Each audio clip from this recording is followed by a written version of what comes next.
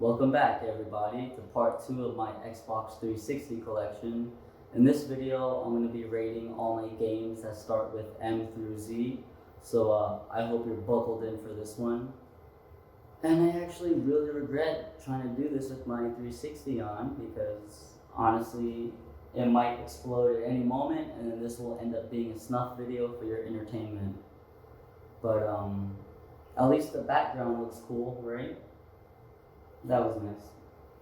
So let's get started. Alright. I don't think I'll ever learn. Anyways, Marvel Superhero Squad, The Infinity Gauntlet. It's a kid's game, but it had Iron Man, so I had to get it. The gameplay is a bit too simplistic for me, but there were a few challenging puzzles here and there. The humor is hit or miss, like the Lego games, but overall, it's alright. I'm sure your kids will love it. So I give it a 6 out of 10. Marvel Ultimate Alliance. I love this game. I had it for Xbox. I had to get it again for 360. If you ever played X-Men Legends 1 or 2 for Xbox or PS2, pretty much the same gameplay. I love trying out all the characters, even though Iron Man is always on my team. He's the best one. The storyline is great, the action is great. The camera angles at times could be a little wonky, but it's not that annoying. So I definitely give this one a 9 out of 10. Marvel Ultimate Alliance 2. Now I really like this game as well, but the action felt a little bit slower in this one than the first one. Still great though. I liked how there was more characters. I liked when you do the ability stats, it's a lot more in depth. Of course, Iron Man is still the best one, so I really appreciated that. And the storyline was good too. But like I said, the action to me, it felt a little bit more slower. So I give this one an 8 out of 10. Max Payne 3, hell yeah. Even though the second game had the perfect ending, in my opinion, I still really enjoyed this one. The storyline is awesome, the action is over the top. Max has plenty of great one-liners. The soundtrack is on point, which I really appreciated. And this is one of the few games that I've played online, and it was chaotic. In an awesome way, of course. I actually wonder if people still play it. I hope so. So overall, you need to play this. So I definitely give this a 9 out of 10. Mercenaries 2 World in Flames. This one disappointed me. I love the first one, Playground of Destruction, and I liked how this character makes a return, and the action was fun, but it just felt slow. The controls were clunky, and I don't know, something about it, it's not as engaging as the first one. So I give it a 6 out of 10. Metal Gear Solid, the HD collection. Now I know other HD collections get a bad rap, one in particular, but trust me, this is one of the good ones. I've beaten Sons of Liberty on here, I played some of Snake Eater, I haven't played Peace Walker at all, but I look forward to it. And from what I can remember, there were hardly any glitches in this remaster. So for Sons of Liberty, because it was the first Metal Gear Solid game I played in the entire franchise, I know I have nostalgia goggles on, but I give Sons of Liberty a 10 out of 10. From what I played in Snake Eater, it was really fun, so I give that an 8 out of 10. And for Peace Walker, I don't know yet, but in total, this HD collection, I give it a 10 out of 10. Metal Gear Rising: Revengeance. Now I knew nothing about this game, I just bought it because it's a part of the franchise, but I really love how different it feels from the rest. The action is a lot more fast paced. It reminds me of Devil May Cry or Ninja Gaiden. The graphics are awesome. The controls take a little bit to get used to, but once you do, it's like a breeze. So I definitely give this one a solid 8 out of 10. Metal Gear Solid 5 Ground Zeroes. Now I haven't played this game yet, but I read a lot of reviews and I've seen a lot of gameplay videos on it. And I mean, it seems like a solid entry in the franchise. So from what I've read and seen, I'm giving this a 7 out of 10. Hopefully it's an 8. Metal Gear Solid 5, The Phantom Pain. Now I haven't played this game as well, but I've seen a lot of videos on it and I would have to agree with the majority. It doesn't seem like an actual ending to the franchise, it just seems like a big fuck you. I do admit that the graphics look amazing, but that's not enough. So I'll give this one a 6 out of 10. Naughty Bear, the Gold Edition. I'm really glad onlyDROO suggested that I get this game because I never heard of it before. But I really enjoyed how the kills are just ridiculous. They're graphic, but not like on the level of Manhunt. The storyline is silly, but I mean, you're a killer teddy bear. Doesn't need to, be so in depth. And I haven't played the bonus episodes, but I look forward to them. And this game is just fun all around. So I'll give it a solid 7 out of 10. Need for Speed Most Wanted. I love this game. This is my favorite Need for Speed one. I played a few others, but they bore me, as well as like other traditional racing games. So the graphics are much better on this one, of course they would be, than on the PS2 and the Xbox. The storyline is whatever, it's fine. The cutscenes still look a little blurry with that yellowish tint, but that's also fine.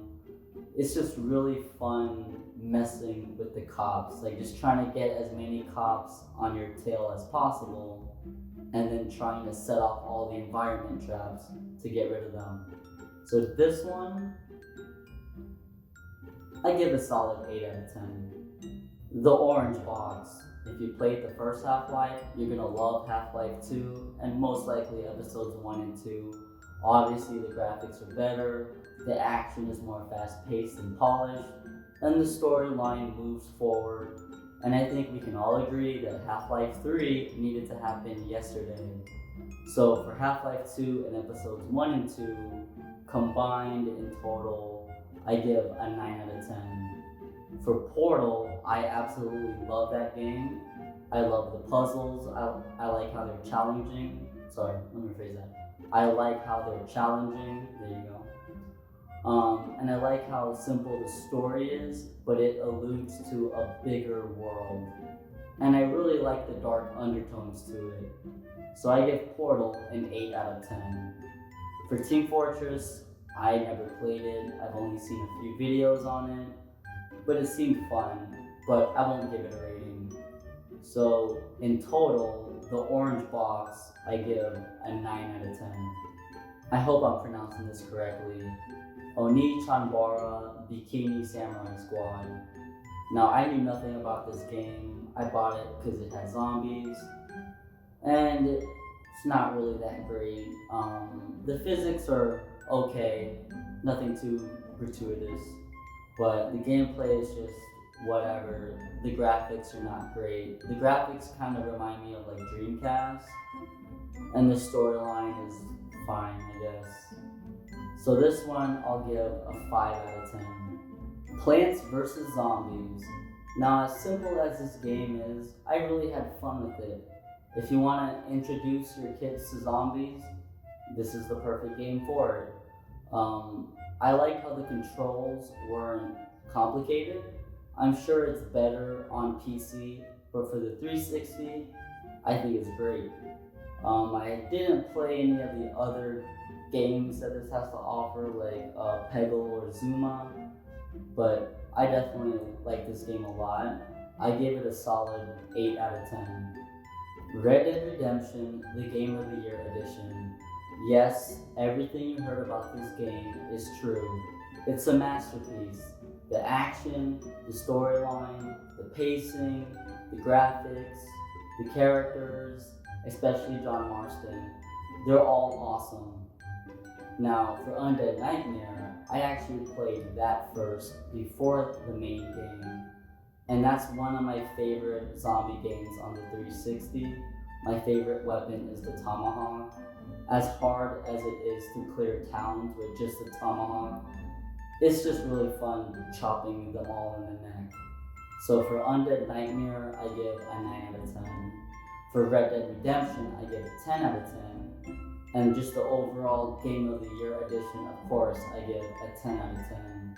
Now, just to digress for a moment, there needs to be an Undead Nightmare 2 based off of Red Dead Redemption 2, so Rockstar or whoever needs to tighten up.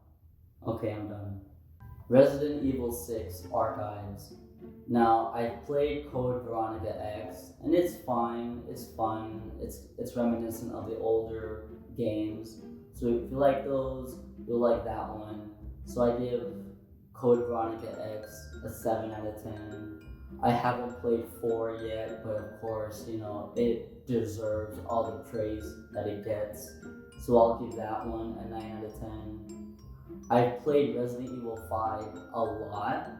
I don't know why, but I wanted to just unlock everything, and I have. And I get everyone's complaints with it, but I had a fun time. I liked how it was a little bit different than the previous games. And I really like how I could play it in black and white, which for me, it kind of adds to the horror element. But Shiva is useless when you play that game on hard. Like, she's just always dying. So I definitely recommend you guys playing that for 2-player so you can actually move forward on the levels. So for Resident Evil 5, in my opinion, I give an 8 out of 10. Now Resident Evil 6, I agree with everybody. It's just way too much action. I don't even know how that is even a bad thing, but for Resident Evil, it just is. I think if it was a different zombie game, it would have gotten a lot more credit, but it's Resident Evil and it doesn't feel right. So in total, I give Resident Evil 6 a 6 out of 10. Resident Evil 6 Archives as a whole, I'll give it a solid 9 out of 10. Resident Evil Operation Raccoon City. Now, I would have to agree with what most reviewers have to say. It's fun, but it's a little bit too flawed. It needed its polish. I like how the graphics are. They're a little bit too dark at times, but it won't affect you that much. But if you like Resident Evil, I would say, just get this game with low expectations. It is what it is. I give this a 6 out of 10. Resident Evil Revelations. It certainly reminded me of the first game. I like how it goes back to its horror elements. It's not so fast-paced, it's a bit slower, but that's a good thing. The graphics are good. The gameplay is nice and tight.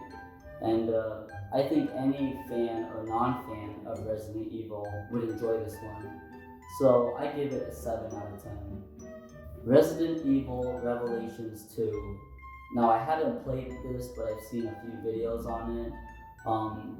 The gameplay looks the same, the graphics look the same, but that's fine. That's not a bad thing. Apparently there's 2 more side stories and a few costumes. So hey, that's fun, right? So I'm hoping that when I get to play this, it'll be a 7 out of 10. The Saboteur. I absolutely love this game. I bought it just because it had the Sin City aesthetic, where everything is in black and white, but the Nazi flags are in red, the rebel flags are in blue, and any light source or explosion is in color.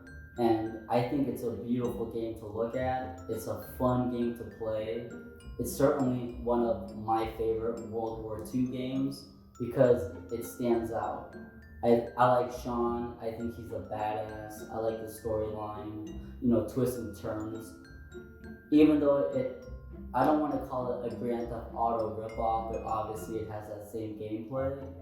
But I really appreciated how the driving was polished. I love Grand Theft Auto 4, but the driving sucks in that game. In this game, it's really tight. The racing is fun. I absolutely love this game.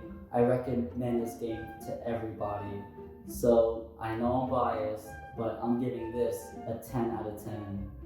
I would love to see this done as a movie if handled properly. Shell Shock 2 Blood Trails. This game is average at best, and that's being generous. I bought it mainly because it had zombies, and the action is fun, but everything else kind of ruins it. The graphics suck, the controls needed a lot more polishing to make the action engaging. The storyline was interesting, but it just, I can understand why nobody remembers this one. So I give it a 4 out of 10. Sleeping Dogs. I love this game. I didn't think I would, but I do. It reminded me of a cross between True Crime and Jet Li's Rise to Honor, if anybody remembers that PS2 game. But I had a lot of fun with this one. I love the fighting, I love the storyline, the graphics are awesome, the driving is tight, which I appreciate, the soundtrack is fun, and I mean, I could play this game for hours and not even realize it. So I certainly give this one a 9 out of 10. Split Second. If you like Burnout, you'll like this game. Instead of crashing into players, you have to make the environments explode in order to take out your competition, and it's really fun to do that. There are times where it kind of takes a while to build up that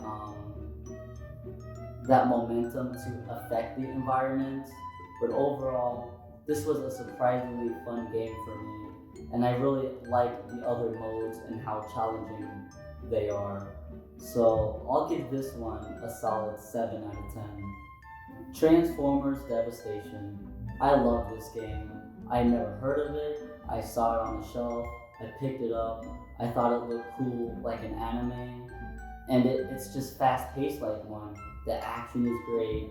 The storyline is simple enough, but I mean, come on, it's Transformers. We all know what we're getting into. I love the graphics.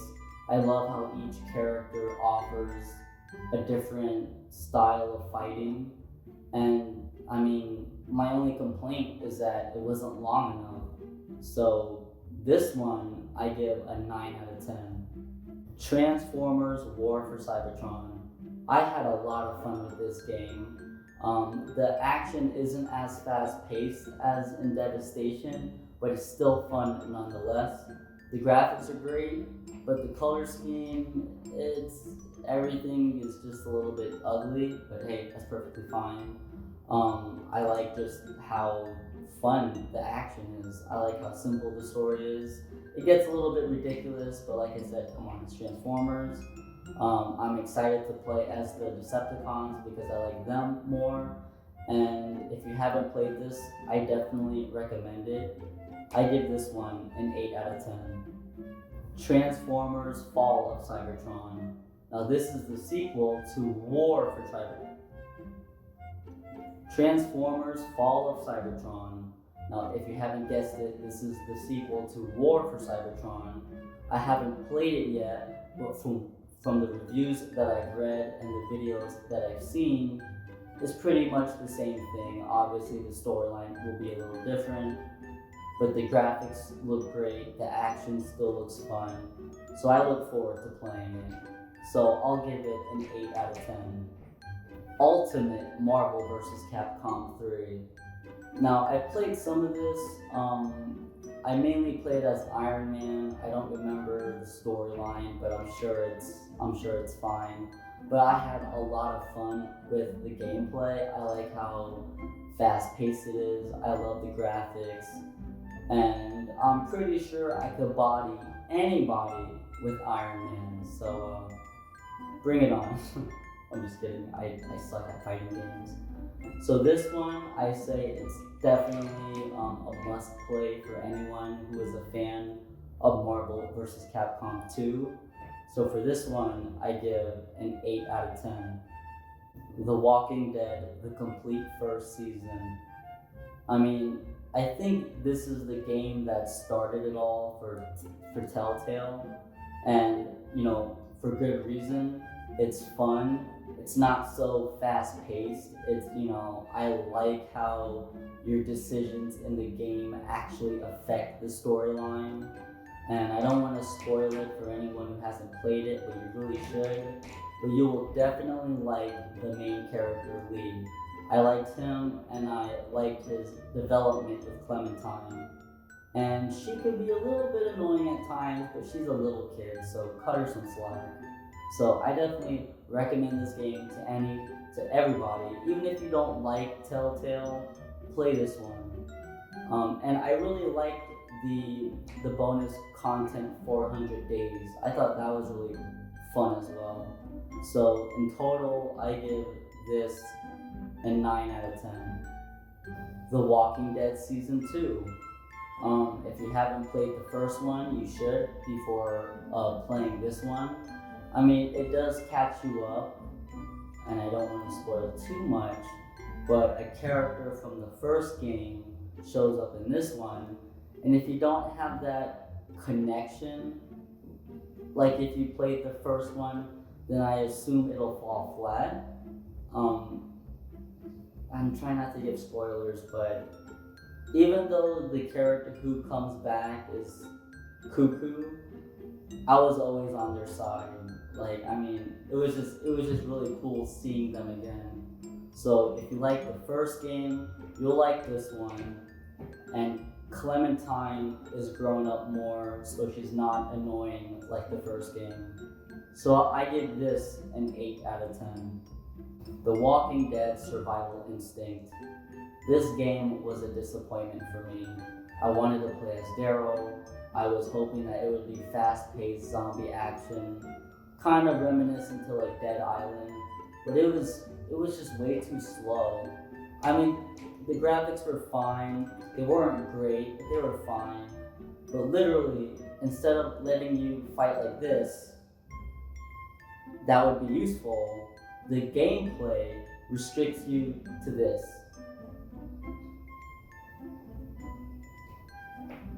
So even if you have just 2 zombies, you'll be running and hitting more often than you want to. And the storyline was fine, but I wanted more. So like I said, this was a disappointment for me, even though I love zombies. So I'll give this one a 4 out of 10. X-Men Origins Wolverine. Now, I know the movie is terrible. The movie never happened. That's just part of the Mandela effect. But let me tell you something. If the movie was anything like this game, we would still be talking about it in a good light. This game is awesome. It's way better than it should have been. I love the action. The storyline was cool. Getting the different move set was just awesome to watch. Even though the action does get a little repetitive, it never gets stale. Regardless if you love Wolverine or the X-Men or you just don't care, I recommend this game for everybody. It's definitely a 9 out of 10. Zone of the Enders, the HD collection. Just like with the Metal Gear Solid HD collection, this is one of the good ones. And I know I'm going to be very biased with this one because it's nostalgic for me. I remember playing the second game first on PS2 and then the first one. I liked how the first one was a little bit slower. To me, it doesn't take away from the experience, but I really appreciated how the second one was a lot faster. My only big complaint with the second one was the name of the character. I think it's like Dingo Egret or something. Terrible name. And the first one, it does get a little confusing on what to do at times. and it's a little bit too slow here and there, but overall, I love these games. I give the first one an 8 out of 10. I give the second one a 9 out of 10. And the HD collection as a whole, I give a 10 out of 10. If you love Evangelion, boom, you'll love this. So there you have it, folks. That was my entire Xbox 360 collection. And I certainly need a little break after this. I hope you enjoyed both parts. I certainly enjoyed making them. If you have any of these games or played them, let me know what you think about them. If there's other games from M through Z that you think I would like to play, let me know, because I'm always on the lookout for new ones. I know that if I buy more 360 games, I don't think an updated video is necessary. But if y'all want, I can showcase my Xbox original collection, but only if there's enough demand for it. So in the meantime, thanks for stopping by, and I'll see you later.